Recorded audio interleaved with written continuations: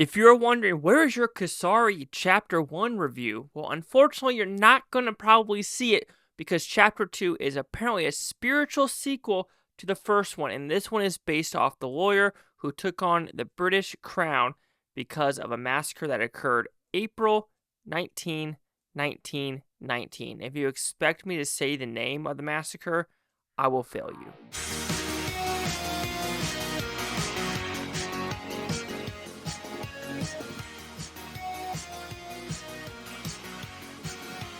Chase Lee Hockey here with the Blue Futon reviewing Kesari Chapter 2. What's about pretty simple premise. I already kind of told you the premise in the very beginning.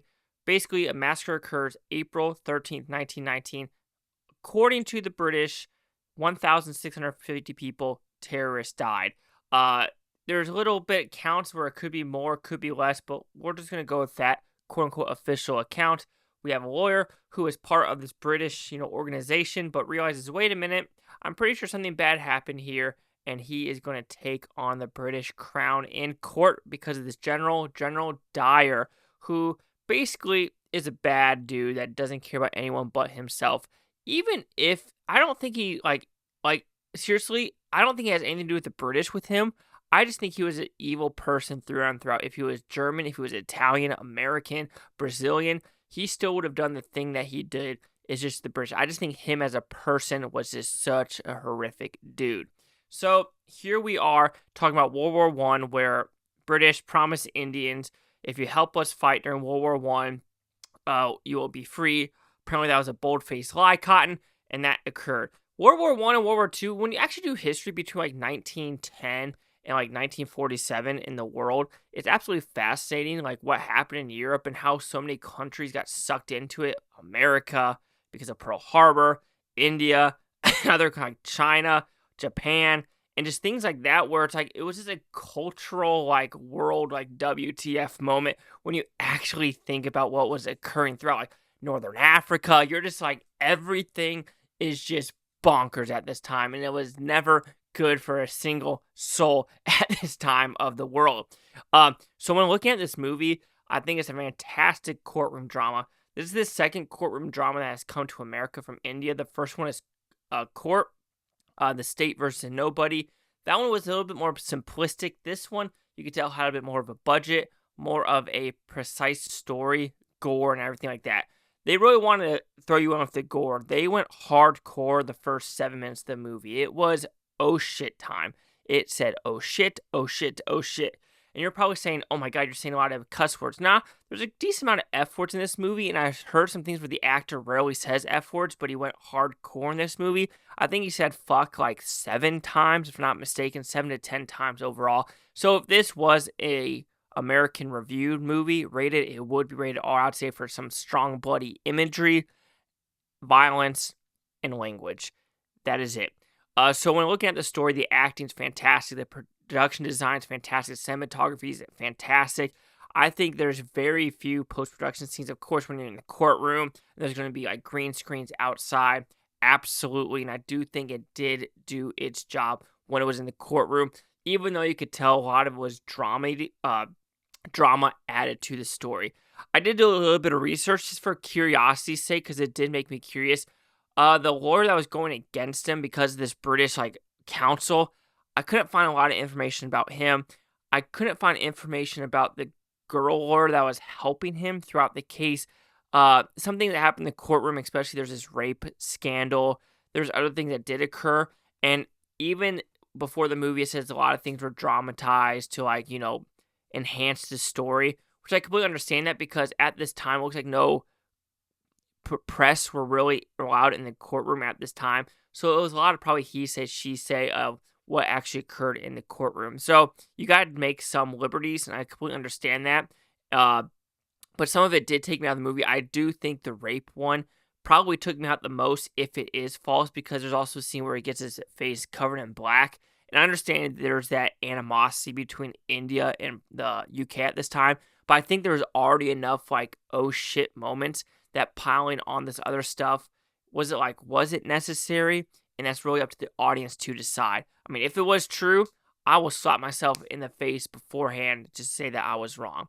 I do think there was some acting sorry, not acting. Some cues with the music as well as the verbiage or the script did rub me the wrong way just because, like I said, you already have an emotional story in time, a true story of a massacre that occurred. I mean, complete horrificness. But there was like some parts with the girl lawyer talking to him on the train before he gets on the train. And it was like, did you really need to like say it that way? Also, the music cues. There was multiple times in this movie where the music like pounds at you at right specific moments. And it's like, I'm not the biggest fan in general, American movies, whatever movies do it, where you already have an emotional scene and you're purposely trying to get the music to make you more emotional. You don't need that. And I understand that people want it for the gravitas of the moment or the oh snap moments or like throw it at you, like punch you in the gut. But like I said, when you're having an incident like this already occurring, especially with abuse of the kid, that get like broken spine and ribs, you have the very end. I'm fine with the music on that one because it's like a hurrah moment of like, get the F out of our country kind of thing. Like, hell yeah, brother. That was it. But like I said, there were some things in the beginning and also in some of the courtroom scenes where you're just like, I know you're pushing it too far. And also, I do wish it did examine a little bit more about some of the details. And that's why it's hard for me to be like, oh, everything's real, because there's a scene that happens with 3 of the jurors. And I don't know if that's true or not either. So it's like, let me know, please. However, I can nitpick at these what ifs. Absolutely. But I think there's enough just moments in this movie to be like, yes, give me more. Yes, give me more. Probably they're already going to make a part 3 already, where you're just like, I wonder where they're going to go with that, because with it is right now, I'm intrigued. Also, the character where he arrests the poet, it feels like that was probably the only real part of the movie. But did he have a family and the daughter and the son that, something happened to the son? I don't know.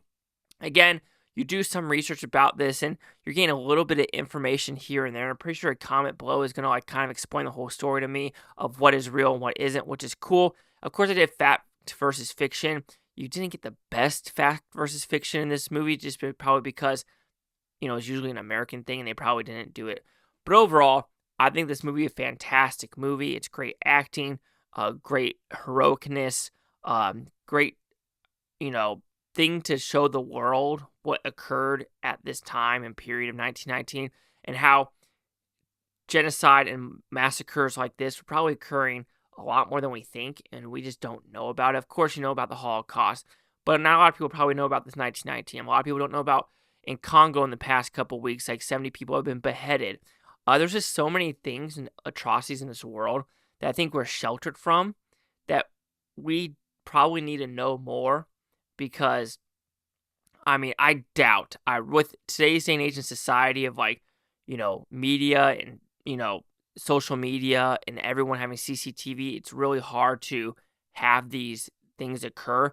And a lot of people are going to say, oh, what about Ukraine, Russia? What about Gaza, Israel? I don't know. Like I said, I'm one of those people where it's like, it's a war. It sucks. It's a war. And I know Israel and Gaza is way different because you have Hamas and Palestine. Now Palestine's finally like, Hamas, get the F out of here. Now you're like, finally. I think the Palestinian people are finally enough of like, if we get Hamas out, life might be a little bit better. With Ukraine, Russia, I think that's a little bit more intriguing. It might be the wrong word, but there's so many border cities with Russia and Ukraine that are in Ukraine, but that want to be Russia. So it's really weird. And of course, you could go back to Pakistan, India, and China, the borderlands, where India's like, Pakistan, get the F out of this area now because 23 civilians just got shot mercilessly. So yeah, like I said, there's so many world events that you're just like, damn. But Kesari Chapter 2 is a great looking, acted, cinematography, edited film.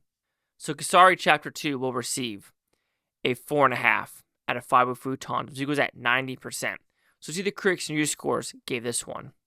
And it does say the untold story. I feel like, I don't know if it's an untold story because I'm pretty sure I've heard this because I've watched multiple Indian movies that have said a lot of stuff. I'm actually shocked at the ratings right now. 10 reviews to 40%, audience score at 95%.